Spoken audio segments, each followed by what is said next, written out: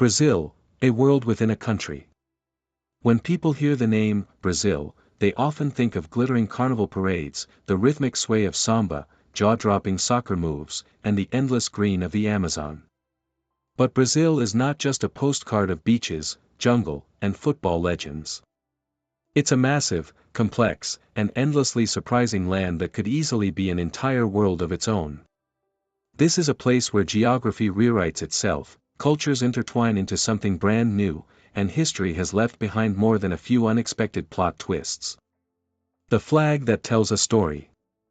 Brazil's flag is a layered symbol, far more than just bright colors. Its lush green background frames a yellow diamond, inside which a blue celestial globe sparkles with 27 white stars. Across it, a white banner reads Ordem e Progresso, Order and Progress.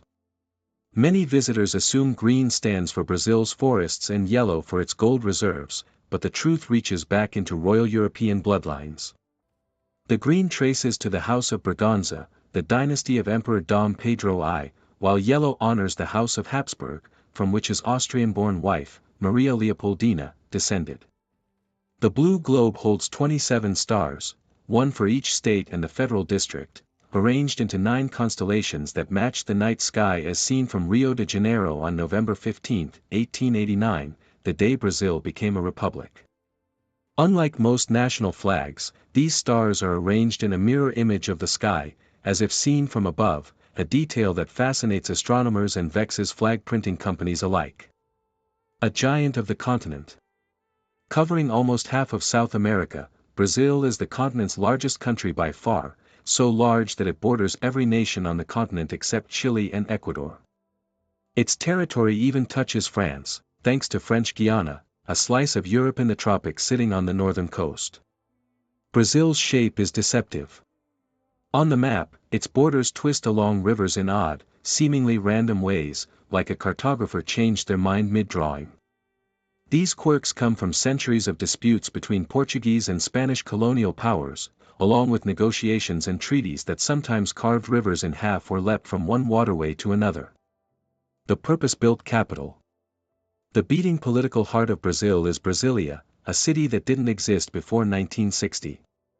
Built from scratch in the country's center-west, it was designed to move the capital away from coastal Rio de Janeiro and symbolize a fresh, modern Brazil that belonged to all regions equally. Architect Oscar Niemeyer and urban planner Lucio Costa shaped it into the form of an airplane or bird when seen from above, with government buildings in the cockpit and residential zones in the wings. Today, Brasilia is both admired as a masterpiece of modernist design and criticized as a city built more for cars than people, but it remains a UNESCO World Heritage Site and one of the most ambitious capital relocation projects in history. A land of countless landscapes. Brazil is so much more than the Amazon, though the rainforest alone could fill volumes. Roughly 60% of the Amazon lies within Brazil, and it is home to over half of all known plant and animal species in the world, and many more that remain undiscovered. Pink river dolphins, howler monkeys, glass-wing butterflies, giant otters, and plants that have never been named all thrive in its dense green maze. Deforestation is a constant point of debate. Brazil's farmers are among the world's largest producers of beef, soy, coffee, and sugar, but expanding farmland often means cutting deeper into the forest. Even many Brazilians fiercely criticize the destruction, but with a growing population and booming export markets, the conflict between conservation and economic need remains one of the nation's toughest challenges. Beyond the Amazon, Brazil offers wildly different biomes. Mata Atlantica, Atlantic forest, a lush coastal forest once covering 1.2 million square kilometers, now heavily reduced but still teeming with unique species found nowhere else on Earth.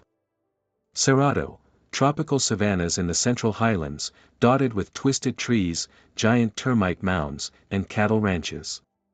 Pantanal, the world's largest tropical wetland, a paradise for jaguars, caimans, and birdwatchers, flooding seasonally in a rhythm older than human memory. Araucaria forests, in the southern states, tall evergreen pines stand in cooler, misty climates reminiscent of European landscapes. Lencois maranhenses, a surreal desert in Maranhão state where seasonal rains create turquoise lagoons between white dunes, a natural wonder that looks like it belongs on another planet. And then there's Mount Roraima, a giant tabletop mountain rising from the border region with Venezuela and Guyana. Its sheer cliffs and strange plateau ecosystems inspired Arthur Conan Doyle's The Lost World and later, Pixar's Up. Brazil owns only 5% of it, but that small share is a point of national pride. The people, a living mosaic. Brazil's most remarkable feature isn't its mountains or forests, it's its people. Over centuries, indigenous nations, Portuguese settlers, African slaves, European immigrants, Japanese farmers, Middle Eastern traders, and others have blended into a spectrum of identities found nowhere else. Nearly half of Brazilians identify as Pardo, people of mixed heritage whose ancestry can include European, African, and indigenous roots in countless combinations. About 47% identify as white, 8% as black, 1.5% as Asian, mostly Japanese, and 0.5% as indigenous.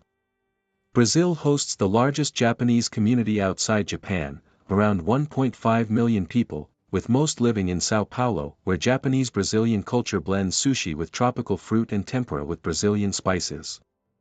The country also has significant Lebanese, Syrian, and Italian populations, with Italian heritage particularly strong in the south. Regional identity runs deep. In Bahia, Afro-Brazilian culture shapes music, cuisine, and religion, from spicy acrid street food to the martial art of capoeira, which blends combat with dance. In Rio Grande do Sul, German and Italian-descended communities still speak their ancestors' languages, hold Oktoberfest celebrations, and serve hearty European-style dishes. Culture, coast, and the cookie war. About 85% of Brazilians live within 200 kilometers of the coast, so beach culture is woven into daily life. From the iconic sands of Copacabana to tiny fishing villages in the northeast, the shoreline is a place of gathering, exercise, and celebration.